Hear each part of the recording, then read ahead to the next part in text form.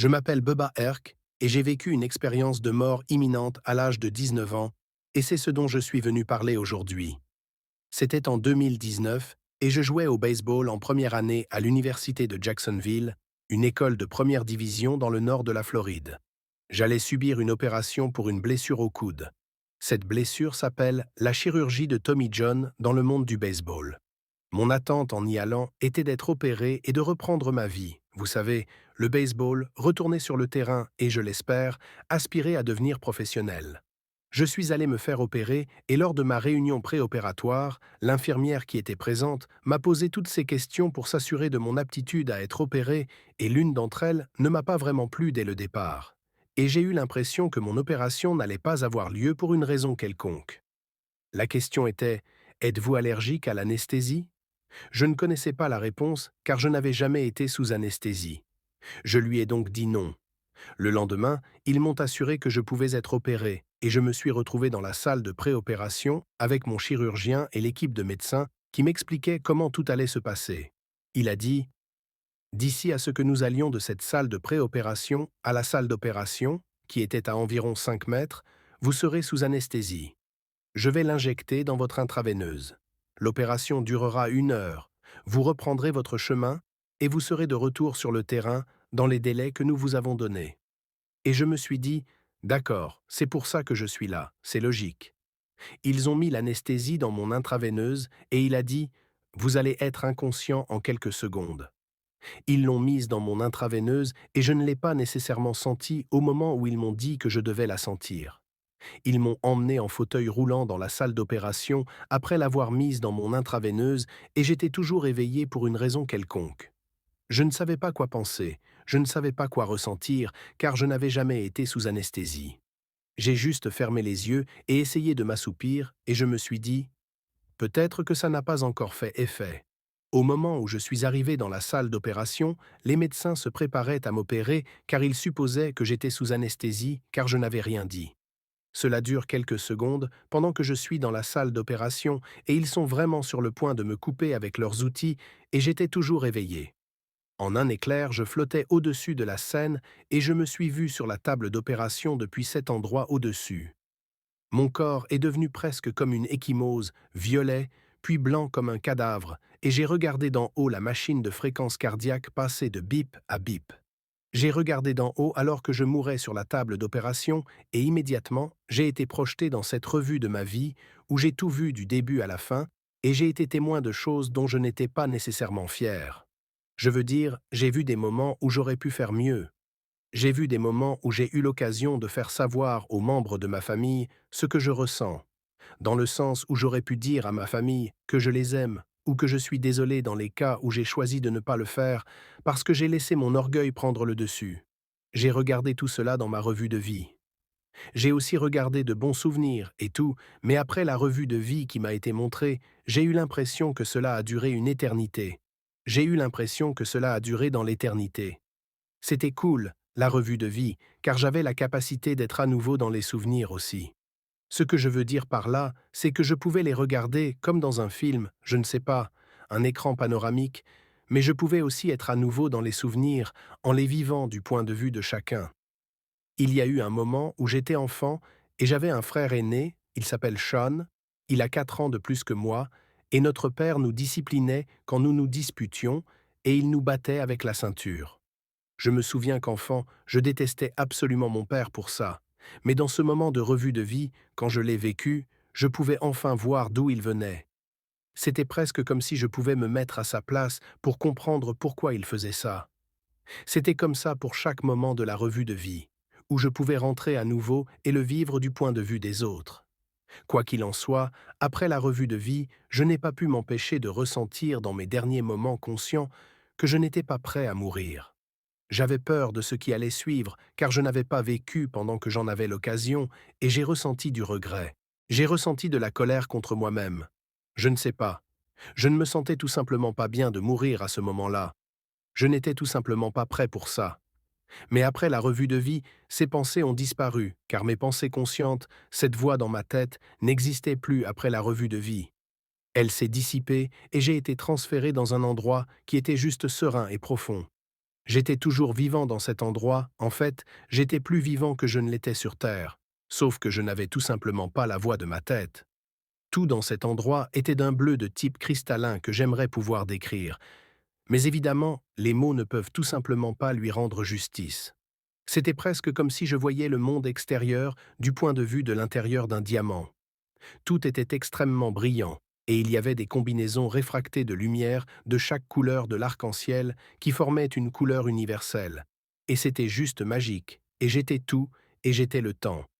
C'est si difficile à expliquer. Parfois, je deviens un peu impatient et frustré avec moi-même en essayant de l'expliquer, car il n'y a tout simplement aucun moyen de lui rendre justice avec des mots. Je suis donc dans ce bel endroit, et j'ai eu l'impression d'y être pendant une éternité. Je ne suis pas exactement sûr de combien de temps j'y suis resté. Mais l'un des souvenirs qui était montré dans ma vie, il y a quelques instants, était ce souvenir central où j'ai joué à ce magnifique match de basket avec mon beau-père décédé 2 ans avant cet événement chirurgical dont je parle maintenant.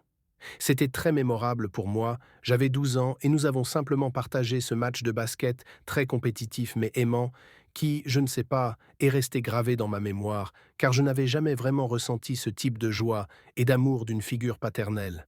Et dans cet endroit que je décris, celui qui est vraiment difficile à décrire avec des mots, je vois une étrange figure apparaître et immédiatement, sans mots, sans aucun type de communication verbale, il me check et me passe un ballon de basket.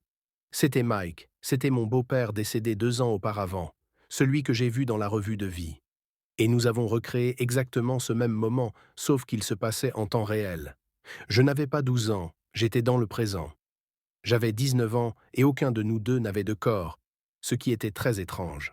Nous jouions au basket par télépathie et nous avons recréé ce même moment du match de basket. Et cela a duré une éternité de plus, cela a juste semblé durer une éternité. C'était magnifique, c'était une béatitude, c'était de l'amour. Après le match de basket, il s'est lentement éloigné et son ton a légèrement changé avec moi. Ce n'était plus la béatitude et l'amour, c'était plus sévère, mais c'était toujours une forme de béatitude et d'amour. Mais c'était d'un type sévère. Et essentiellement ce qu'il m'a dit par télépathie, car il n'y avait pas de mots, essentiellement ce qu'il m'a dit était que le temps de jouer était terminé. J'ai été envoyé ici pour une raison, toi aussi. Et il m'a essentiellement expliqué que mon temps sur Terre n'était pas encore écoulé et que j'avais une décision à prendre. Il a dit « Je sais ce que tu as ressenti après ta revue de vie. Je sais ce que c'était que ce regret. Je sais que tu te sentais en colère et je sais que tu avais l'impression que ton temps n'était pas terminé. Eh bien, j'ai été envoyé ici pour te donner un choix. » Et il m'a communiqué « Tu peux rester ici avec moi dans ce magnifique royaume parfait pour le reste de l'éternité, ou tu peux retourner sur Terre et vivre ton grand dessein. » Il a dit « Ton temps n'est pas terminé, tu as un grand but à servir, et il m'a présenté le choix. Je pouvais rester avec lui ou je pouvais retourner. » Honnêtement, je n'avais pas vraiment l'impression d'avoir beaucoup de choix, car je ne voulais pas quitter cet endroit, mais j'avais l'impression que je devais le faire, et j'avais l'impression qu'il avait été envoyé là pour essentiellement me renvoyer sans me laisser beaucoup de choix. J'y ai réfléchi, et je savais ce que je devais faire. En une fraction de seconde, il a disparu, et je me suis retrouvé face à moi-même sur la table d'opération, regardant juste en bas où j'ai vu les médecins m'injecter la piqûre qui m'a sauvé la vie. Je me suis réveillé sur la table d'opération et je frappais les médecins au début à cause de mon désir ardent de retourner dans cet autre endroit. C'était en 2019. Cette expérience de mort imminente m'est arrivée, et ce n'est pas nécessairement là que l'histoire se termine. Car au cours des 5 dernières années de ma vie, j'ai essayé d'intégrer cette expérience dans ma vie. Ce que je veux dire par là, c'est que jusqu'à ce que cela m'arrive, je n'avais jamais eu de croyance spirituelle ou religieuse. Je pensais avec conviction que quand on meurt, tout est noir et on cesse d'exister. Et après que cela me soit arrivé, j'ai dû remettre en question cette croyance, car évidemment, je ne peux pas oublier ce que j'ai vu. Et cela a été très difficile, car toute ma vie était construite autour de mon identité de joueur de baseball et de ma croyance que quand on meurt, tout cesse d'exister. Je vivais donc de cette façon, et ce que je veux dire par là, c'est que je vivais une vie, je ne sais pas, disons, laïque, où je n'avais aucune foi ou croyance en quelque chose de plus grand que moi. J'étais égoïste, et je vivais de cette façon. Par conséquent, la réintégration après l'expérience de mort imminente, où j'ai vu ce que j'ai vu et vécu ce que j'ai vécu, a été difficile, car je ne savais pas comment faire. Je ne savais pas quoi faire avec une telle chose et comment vivre avec la décision de retourner dans une vie pleine de famine, de guerre et de souffrance après avoir vécu une telle perfection divine. Et je dirais que pendant les 2 premières années, j'ai fait de mon mieux pour faire comme si cela ne s'était pas produit du tout, et je n'en ai parlé à personne pendant longtemps car je pensais qu'ils n'allaient pas me croire et les gens à qui j'en ai parlé n'y ont pas cru. C'était très peu de gens, probablement juste ma mère et mon frère et quelques personnes, mais ils ne savaient pas comment me prendre au sérieux, car je ne pouvais pas exprimer la profondeur de l'expérience. Donc pendant les 2 premières années, j'ai juste fait comme si cela n'existait pas, et je suis retourné au baseball. J'ai fini par subir l'opération que j'étais censé subir, mais je n'aimais plus le jeu de la même façon. Je ne voulais même plus jouer. En fait, après mon retour, j'ai très mal performé car mon cœur n'y était tout simplement pas.